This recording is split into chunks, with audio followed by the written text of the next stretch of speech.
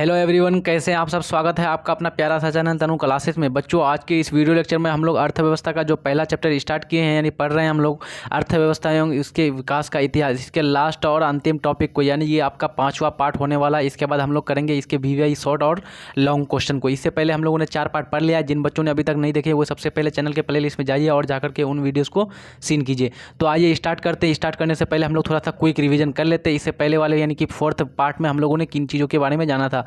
तो बच्चों, हम लोग ने 4थे वीडियो में हम लोग जाना था कि किस तरह से बिहार जो है क्या है, अत्यंत पिछड़ा राज्य है, और फिर उसका क्या कारण है पिछड़ा राज्य होने का।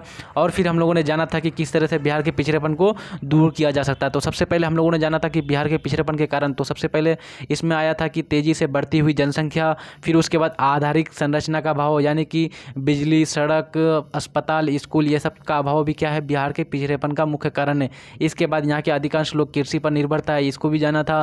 बाढ़ तथा सूखा से क्षति, यानी उत्तरी बिहार में बहुत ज़्यादा बाढ़ आती है, दक्षिणी बिहार में बहुत कम बारिश होती है, तो वहाँ सूखा पड़ जाता है। ये भी क्या है, बिहार के राज्य के लिए एक क्या है बच्चों, जो है विकास को के स्तर को रोकता है यहाँ पर। फिर उसके बाद जाना था औद्योगिक पिछड़ापन, किस तरह से जो जब बिहार और झारखंड में मिला हुआ था तो उस समय उद्योग धंधे बहुत ही अच्छे फले फूले हुए थे।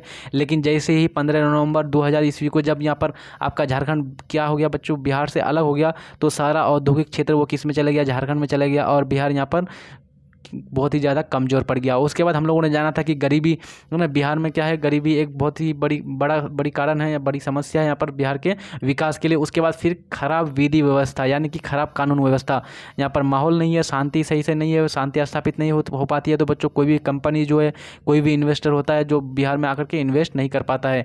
इस कारण से यहाँ पर क्या हो जाती है बच्चों, बिहार का विकास सही से नहीं हो पाती है। इसके बाद फिर हम लोगों ने जाना था बिहार के पिछड़ेपन को किस तरह से दूर किया जा सकता है। तो जितना सारा कारण पड़ा था बच्चों, उसी को अगर सही से किया जाए तो उसको क्या हो जाएगा, वो सारे समस्याएं दूर हो जाएंगे। जैसे जनसंख्या में वृद्धि हो रही थी तो उस पर नियंत्रण कर लिया जाए, तो यहाँ पर क्या हो जाएगा बच्चों, यहाँ पर एक निश्चित जनसंख्या होगी तो उसका क्या हो जाएगा, सारा चीज़ यहाँ पर व्यवस्थित किया जा सकता है, शिक्षा उसको दिलाया जा सकता है। ये सब के बारे में जाना था कि जनसंख्या पर नियंत्रण, इसके लिए महिलाओं को शिक्षा प्रदान करना है ना। कृषि का तेजी से विकास, यानी कि आधुनिक प्रकार के कृषि करना। बाढ़ पर नियंत्रण, यानी कि नेपाल के सरकार के साथ बातचीत करके है ना, क्या बच्चों, बाढ़ पर नियंत्रण किया जाए, नदियों पर बांध बना करके। उसके बाद फिर आधारिक संरचना के बारे में जाना था बच्चों, यानी कि जो शिक्षा है, स्वास्थ्य है, अस्पताल है, ये सब चीज़, सड़क मार्ग, परिवहन मार्ग, ये सब है, ये सब में क्या किया जाए, सुधार किया जाए। बिजली जो है टाइम पर, ये सब चीज़ का, सारा चीज़ का विकास ऐसे हो जाए तो यहाँ पर आधारिक संरचना, जो मूलभूत संरचना है वो सब मजबूत हो जाएगी, तो बिहार का क्या हो जाएगा बच्चों, विकास हो जाएगा। उसके बाद हम लोगों ने जाना था कि शांति व्यवस्था स्थापित करना, किस तरह से प्रशासन के द्वारा शांति व्यवस्था स्थापित की जाए। उसके बाद फिर जाना था कि उद्योगों का किस प्रकार से विकास किया जाए, यानी कि जो भी बिहार में जितने भी उद्योग थे पहले बच्चों फले फूले हुए थे, उनको फिर जो भी बंद पड़े हुए उद्योग हैं उनको फिर क्या किया, दोबारा यानी कि पुनः स्टार्ट किया जाए, पुनः शुरू किया जाए। तो यहाँ पर क्या होगा, बिहार का कुछ हद तक विकास के स्तर को ऊंचा उठा जाएगा। फिर उसके बाद गरीबी दूर करना, गरीबी दूर करने के लिए क्या है बच्चों, यहाँ पर ज़्यादा से ज़्यादा क्या है, रोजगार की अवस्था, मतलब व्यवस्था की जाए, तो ये सब क्या, गरीबी दूर किया जा सकता है। उसके बाद स्वच्छ तथा ईमानदारी प्रशासन है ना, अगर प्रशासन सही से रहेगा, ईमानदारी होगा, तो बच्चों यहाँ पर क्या होगा, कुशल और ईमानदार होगा, तो यहाँ पर क्या होगा, विकास होगा, और बिहार राज्य का क्या होगा, स्तर, विकास का स्तर जो है ऊंचा जाएगा। उसके बाद बहुत ही एक इंपॉर्टेंट लाइन के बारे में, इंपॉर्टेंट स्टेटमेंट और कथन के बारे में जाना था कि यदि भारत का विकास करना है तो बिहार का विकास करना अवश्य है। और इसको किसने कहा था बच्चों, डॉक्टर APJ अब्दुल कलाम ने कहा था। किसने कहा था, डॉक्टर APJ अब्दुल कलाम। याद रहेगा आपको, वो भारत का क्या था, आपका राष्ट्रपति था। तो आइए अब हम लोग जानते हैं, आज के टॉपिक को स्टार्ट करते हैं। और ये आज का टॉपिक आज ही समाप्त हो जाएगा, पूरा चैप्टर समाप्त हो जाएगी। इसके बाद हम लोग क्वेश्चन आंसर को करेंगे, तो आप लोग अंतिम तक बने रहिए। सबसे पहला चीज़ है बच्चों, पहला पॉइंट है यहाँ पर कृषि जनित उद्योग। तो आप लोग कृषि जनित उद्योग किसको कहेंगे बच्चों, सबसे पहले उद्योग क्या किसको बोलते हैं बच्चों, फैक्ट्री किसको बोलते हैं, जहाँ पर क्या किया जाता है, निर्माण किया जाता है, उत्पादन किया जाता है, किसका, वस्तुओं का उत्पादन किया जाता है। लेकिन यहाँ पर किस प्रकार का उद्योग बोल रहा है, कृषि जनित, यानी कि कृषि से उत्पादन होगा बच्चों। यहाँ पर जैसे बच्चों एक फैक्ट्री है और उस फैक्ट्री में क्या बनती है, चीनी, तो ये चीनी बच्चों किससे निकाली जाती है, यहाँ पर गन्ना के द्वारा है ना, गन्ना की खेती से। तो ये फिर गन्ना क्या हो जाता है बच्चों, ये कृषि है, आपका कृषि के अंतर्गत आता है। तो कृषि से मतलब कि गन्ना से चीनी बनाना, ये क्या किस प्रकार के उद्योग में आएगा, आपका कृषि जनित उद्योग के अंतर्गत आएगा। जैसे आम से बच्चों अचार, टमाटर से टमाटर सॉस, या फिर जो इमली होती है बच्चों, इमली उसका जो अचार बनाया जाता है बच्चों, तो ये सब क्या हो जाएगा, कृषि जनित उद्योग के अंतर्गत आएगा। तो यहाँ पर दिया हुआ है ऐसे उद्योग जो कृषि उत्पादन पर आश्रित होते हैं, किस पर आश्रित हो, किस पर निर्भर करता हो वो, कृषि उत्पादन पर, अथवा जिनके उत्पादन में कृषि क्षेत्र से कच्चा माल आता है। यानी कि जिनके उत्पादन के लिए कहाँ से कच्चा माल आता है, कृषि क्षेत्र से। कृषि क्षेत्र से आएगा तो कृषि जनित उद्योग कहलाएगा, ये उसे कृषि जनित उद्योग कहते हैं। ये एग्जाम्पल हो गया आपका। उसके बाद दूसरा है बच्चों गरीबी रेखा, यानी कि पॉवर्टी लाइन। क्या है बच्चों, गरीबी रेखा। योजना आयोग के द्वारा गरीबी रेखा को कैलोरी मापदंड पर बांटा गया बच्चों। किस पर मापा गया बच्चों, कैलोरी मापदंड पर मतलब बांटा गया है। ग्रामीण क्षेत्रों में 2400 कैलोरी तथा शहरी क्षेत्रों में 2100 कैलोरी। यानी कि ग्रामीण क्षेत्र का प्रत्येक आदमी को प्रत्येक दिन कितना कैलोरी मिलना चाहिए एनर्जी बच्चों, 2400 कैलोरी। और जो है आपका शहरी क्षेत्र में 2100 कैलोरी अगर मिल जाता है प्रतिदिन तो प्रति व्यक्ति को, तो यहाँ पर क्या हो जाएगा, वो गरीबी रेखा से ऊंचा जाएगा। अगर 2400 कैलोरी से नीचा जाएगा मिलता है अगर प्रति व्यक्ति को अगर ग्रामीण क्षेत्र में, और 2100 से नीचा आएगा तो वो किस में आ जाएगा बच्चों, गरीबी रेखा के नीचे आ जाएगा। ठीक है, और गरीबी रेखा के नीचे आएगा उसके लिए क्या बनता है बच्चों, यहाँ पर संक्षेप में यहाँ पर BPL, इसको बोलते हैं बच्चों बिलो पॉवर्टी लाइन। क्या बोलते हैं, आपको याद रखना, ये फुल फॉर्म इकोनॉमिक्स में आपका फुल फॉर्म भी पूछे जाते हैं, आप क्वेश्चन बैंक उठा करके देख सकते हैं। तो BPL बिलो पॉवर्टी लाइन, ठीक है, याद रहेगा आपको, आप नोट करते जाइए बच्चों ये सब चीज़ को। नरेगा, अब यहाँ पर देखिए बच्चों नरेगा में बच्चों यहाँ पर जो है ए जो है यहाँ पर दे दिया गया है, एडिटिंग लिखने के समय गलत किया गया बच्चों। यहाँ पर NREGA हो जाएगा बच्चों, क्या होगा, NREGA, NREGA, national rural employment guarantee act, ये हो जाएगा आपका। ठीक है, यहाँ पर यहाँ पर हटा देना है बच्चों, नरेगा। अब देखते हैं इसको जानते हैं। ग्रामीण रोजगार देने की ये क्या है, एक राष्ट्रीय योजना है। किसकी योजना है बच्चों, राष्ट्रीय यानी कि केंद्र की योजना है, जिससे नागरिकों की आय में क्या हो जाए, वृद्धि की जा सके, साथ ही कपड़ा और मकान भी क्या हो, उपलब्ध हो। ये योजना क्या कहलाता है, नरेगा कहलाता है। यानी कि बच्चों कहने का ये है, इसका अर्थ है, मतलब ये है कि इसके अंतर्गत जो नरेगा है बच्चों, इसके अंतर्गत जो है क्या किया जाता है, नागरिकों को क्या किया जाती है, रोजगार दिया जाता है, और उसके आय में भी वृद्धि की जाती है, और इसके रहने के लिए क्या किया जाता है, मकान उपलब्ध किए जाते हैं, और फिर इसको लिबास यानी कि कपड़ा भी दिया जाता है, वस्त्र भी दिया जाता है। ये योजना क्या कहलाता है, आपका नरेगा कहलाता है। और नरेगा का full form national rural employment guarantee act, ध्यान रहेगा आपको। अब इस योजना, अब देखिए ये योजना राष्ट्रीय ग्रामीण रोजगार गारंटी अधिनियम के तहत शुरू की गई। किसके अंतर्गत, राष्ट्रीय ग्रामीण रोजगार गारंटी एक्ट के अधिनियम के मतलब कि अनुरूप।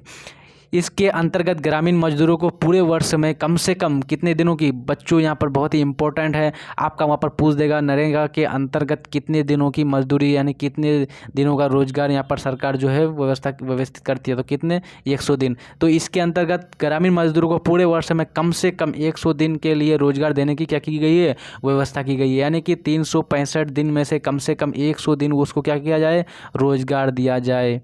नोट यहाँ पर नोट पॉइंट के रूप में दिया गया बच्चों की, नरेगा का नाम 2 अक्टूबर 2009 को परिवर्तित करके मनरेगा यानी कि Mahatma Gandhi national rural guarantee act, employment guarantee act के नाम पर पड़ गया। कब बच्चों, ये कब पड़ा, ये आपका 2 अक्टूबर 2009, आपको अच्छी तरह से याद रखना है, 2 अक्टूबर 2009। और आप लोगों को याद होगा कि महात्मा गांधी का जन्मदिन भी कब हुआ था बच्चों, मतलब कि जन्म कब हुआ था, 2 अक्टूबर को, इसलिए वहाँ पर नाम 2 अक्टूबर को रखा गया, और गांधी जी के नाम पर यहाँ पर उसके सम्मान के लिए। तो यहाँ पर याद रहेगा आपको, याद तो ये तो तिथि तो याद रहेगी ही 100% है, क्योंकि यहाँ पर 2 अक्टूबर तो आपको 100% याद रहेगा ही, क्योंकि मनरेगा में महात्मा गांधी आ रहा है। और खाली याद रखना है आपको 2009, ठीक है। तो नरेगा को कब परिवर्तित किया गया, तो 2 अक्टूबर 2009, याद रहेगा आपको। अब मनरेगा कर दिया गया, क्या कर देगा, मनरेगा कर दिया गया। इसका फुल फॉर्म हो जाएगा बच्चों, आपका फुल फॉर्म हो जाएगा Mahatma Gandhi national rural employment guarantee act, ठीक है बच्चों। अब देखिए हम लोग यहाँ पर दिया हुआ भी है, देखिए नीचे नोट डाउन में किया गया है, नरेगा, देखिए यहाँ पर ए हटा दिया गया है ना, ठीक है। तो NREGA national rural employment guarantee act, और मनरेगा क्या हो जाएगा, Mahatma Gandhi national rural employment guarantee act, ये हो जाएगा। तो बच्चों आज का जो है ये चैप्टर जो है आपका अपना पहला चैप्टर जो था अर्थव्यवस्था एवं इसके विकास का इतिहास समाप्त होती है, यहाँ पर द एंड होता है। लेकिन हम लोग यहाँ पर सारांश को भी पढ़ने वाले हैं, यानी कि मेन पॉइंट के रूप में जो लास्ट में दिया जाता है बच्चों, यहाँ पर मेन पॉइंट के रूप में उसको भी हम लोग पढ़ने वाले हैं, क्योंकि उसमें भी बहुत सारे इंपॉर्टेंट पॉइंट्स दिए हुए रहते हैं। तो आइए अच्छी तरह से उसको भी समझने का प्रयास करते हैं। सारांश में दिया हुआ है भारतीय अर्थव्यवस्था, ये सारा चीज़ पढ़ा हुआ है बच्चों, ये आपको आना चाहिए तुरंत जब मैं पढ़ूँ। तो भारतीय अर्थव्यवस्था का वर्तमान स्वरूप कोई एक दिन की संरचना नहीं है, इसकी मूल सूत्र की जड़ें काफ़ी क्या है बच्चों, गहरी है। यानी कहने का ये मतलब है इसका कि भारतीय अर्थव्यवस्था जो है इसका विकास एक ही दिन में तुरंत नहीं हो गया। इसके विकास के लिए क्या है, इसकी जड़ें जो है बहुत ही गहरी है, यानी कि एक लॉन्ग टाइम के बाद ही भारतीय अर्थव्यवस्था का विकसित हुआ। अंग्रेजी शासन के पहले, यहाँ पर दिया है बच्चों, अंग्रेजी शासन के पहले भारत को क्या कहा जाता था, भारत को सोने की चिड़िया कहा जाता था, है ना। और मैं वहाँ पर इसको बताया था कि भारत को सोने की चिड़िया किसने कहा था, उत्वी ने कहा था। कौन था उत्वी, आपका महमूद गजनवी का एक क्या था, इतिहासकार था, शाही इतिहासकार था महमूद गजनवी का उत्वी। उन्होंने कहा था कि भारत क्या है, सोने की चिड़िया है। क्यों कहा था भारत को सोने की चिड़िया, एक कहानी सुन लीजिए बच्चों, क्यों कहा था। अब देखिए, क्योंकि भारत जो है आर्थिक रूप से बहुत ही ज़्यादा संपन्न था। ये सारा चीज़ आपको याद नहीं रखना है बच्चों, बस आपको कि माइंड फ्रेश के लिए मैं सुना देता हूँ सारा चीज़, ये सब क्या है थोड़ा सा सुन लीजिए। कि देखिए भारत जो है आर्थिक रूप से बहुत ही संपन्न थी। किस प्रकार से संपन्न थी, देखिए मैं यहाँ पर समझाने का प्रयास कर रहा हूँ। ये आपका भारत था बच्चों, और यहाँ पर पड़ता है आपका, मान लीजिए ये यूरोप वाला देश, यहाँ यूरोप आता है आपका महाद्वीप, और यहाँ पर महाद्वीप में, यूरोप महाद्वीप में आपका आता है यानी इंग्लैंड, है ना, पुर्तगाल, ये सब देश आता है बच्चों। तो सबसे पहले भारत कौन आया था, याद है ना आपको, भारत कौन आया था सबसे पहले, इंग्लैंड, इधर यूरोप से पुर्तगाली आया था। पुर्तगाली में क्या नाम था उसका बच्चों, बोलिए जल्दी, वास्को डिगामा। कौन आया था, वास्को डिगामा आया था बच्चों। तो वास्को डिगामा जो है आपका 17 मई 1498 ईस्वी को आया था। ये सारा चीज़ याद नहीं रखना है बच्चों, बस मैं ऐसे सुना रहा हूँ कि किस तरह से भारत जो है सोने की चिड़िया कहलाता था। 17 मई कितना आया था, 1498 को वो आया। तो वो सोचा कि चलो व्यापार करने के लिए, क्या ऐसे जाते घूमने के लिए एक बार, तो वो आया भारत, डायरेक्ट पहुंच गया भारत का केरल वाला राज्य में पहुंचा। जब वो केरल राज्य में पहुंचा बच्चों, तो यहाँ पर केरल में एक शासक था, इसका नाम था जमोरिन नाम था बच्चों। और वो वास्को डिगामा आया ना, इस जमोरिन को कहा कि मुझे व्यापार करने का आप ऑर्डर दे दीजिए, यानी कि इससे क्या किया, आज्ञा ले लिया, मतलब इसे रिक्वेस्ट करके कि मुझे किसी भी तरह से आप क्या कर दीजिए, यहाँ पर व्यापार करने की अनुमति दे दीजिए। तो इन्होंने जमोरिन ने कहा कोई बात नहीं भाई, आराम से करो, तुम व्यापार करो, आराम से लेके जाओ यहाँ से सामान, अपना देश, अपना महाद्वीप में जाकर के बेचो अपना, कोई दिक्कत नहीं है। तो यहाँ से इन्होंने क्या किया बच्चों, ये जो वास्को डिगामा आया था बड़ा चालाक था, सारा चीज़ भरा यहाँ से, पेटी उटी भर करके सब कुछ क्या क्या लिया, यहाँ पर साथ में लिया आपका काली मिर्च ले लिया, लौंग ले लिया, इलायची लिया, मसाले ले लिए, हाँ ना, ये सब कॉफ़ी चाय ये सब चीज़ ले करके बच्चों यहाँ से निकला ये सफ़र करके अपना।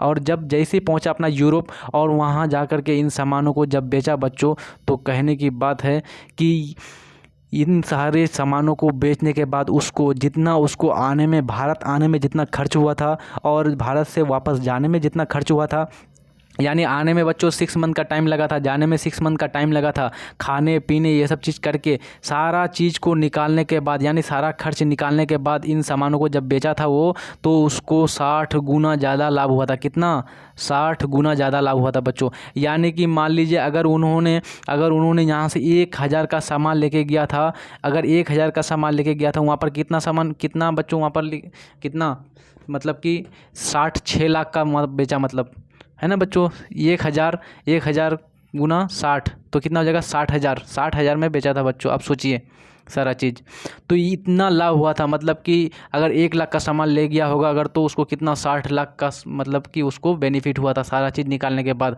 तो यहाँ पर क्या हो गया, जितने भी देश थे यूरोप में, सब देश, सब का नज़र भारत की तरफ पड़ने लगा, तो सब दौड़ने लगे भारत की वो मतलब भारत की तरफ व्यापार करने के लिए। पुर्तगाली भी आने लगा, डच भी आने लगा, इंग्लैंड से ईस्ट इंडिया कंपनी भी आने लगी, है ना, स्वीडिश कंपनी आने लगी, फ्रांस से आने लगा। क्यों, ये सब चीज़ देख करके कि यहाँ पर इतना मसाला और इतना अच्छा प्रकार का कपड़ा और इतना अच्छा प्रकार का कपास मिलता था, चाय कॉफ़ी, है ना, काली मिर्च, लौंग, इलायची, ये सब चीज़ बहुत ही उम्दा और बहुत ही अच्छा क्वालिटी का मिलता था बच्चों। तो इन्होंने क्या किया, व्यापार करना शुरू कर दिया भारत को। तो इस प्रकार से भारत को क्या कहा जाता, भारत को सोने की चिड़िया कहा जाता था।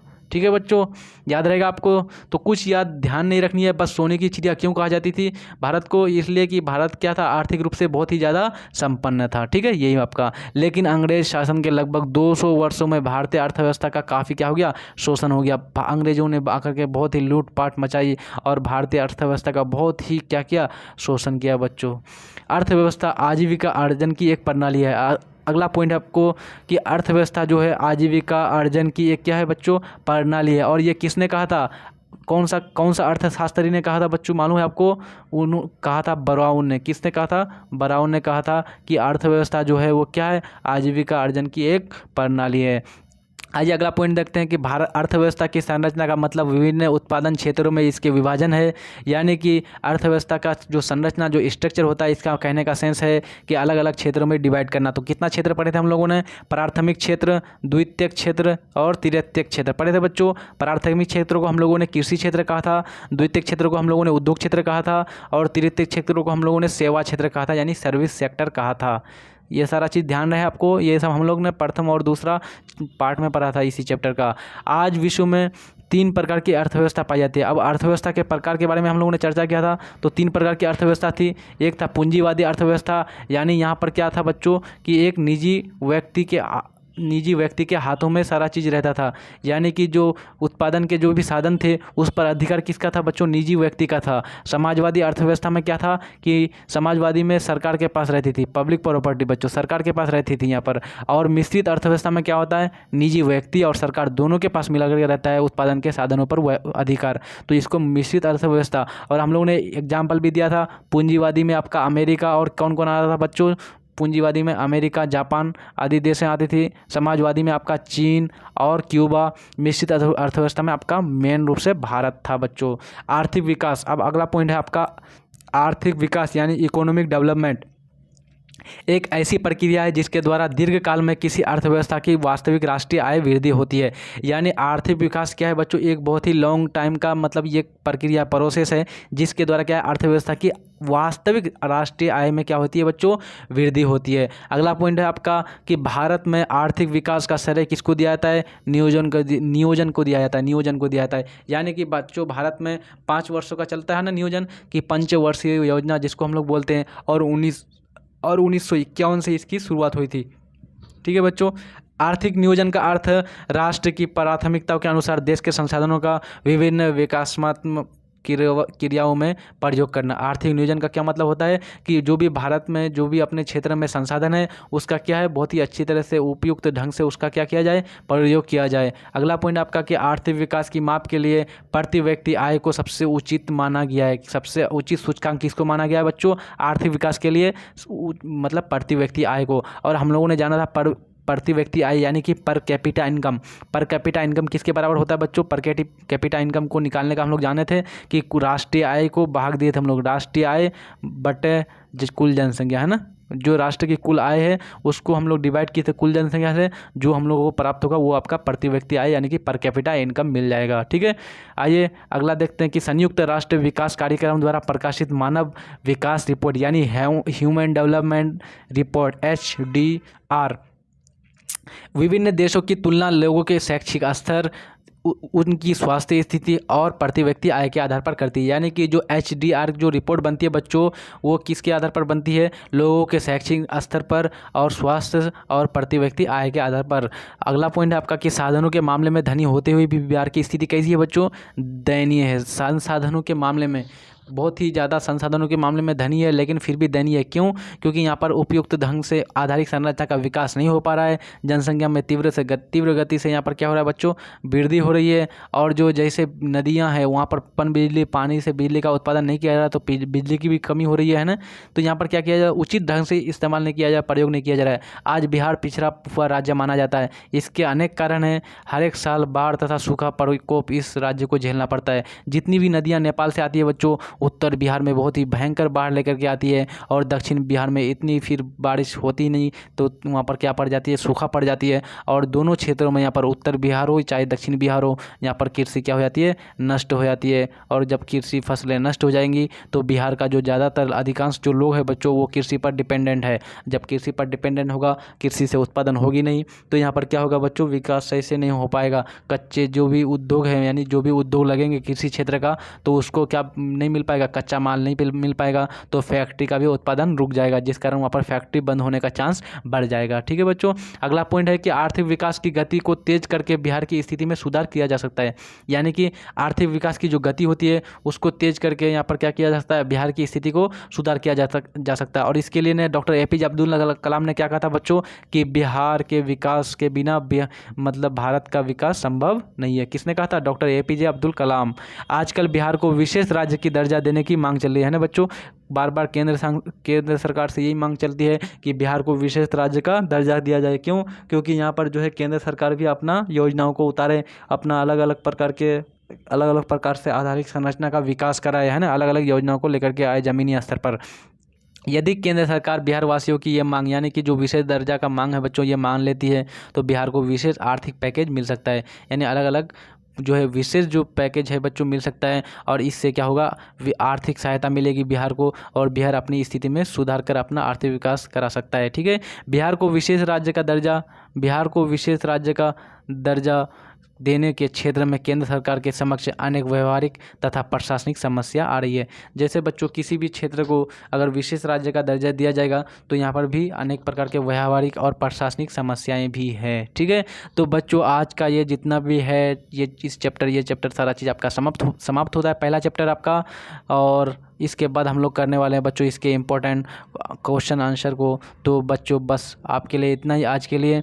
आप ज़्यादा से ज़्यादा वीडियोस को लाइक कीजिए, शेयर कीजिए, और ज़्यादा अगर नए हैं आप तो सब्सक्राइब कीजिए बच्चों, ताकि आपके लिए हम लोग क्या करें, अच्छे से अच्छे मटेरियल आपको दे सकें, और आप अच्छा से अच्छा ज़्यादा से ज़्यादा मार्क्स अपना बोर्ड परीक्षा में क्या कर सकते हैं बच्चों, गेन कर सकें। तो तब तक के लिए जय हिंद, धन्यवाद।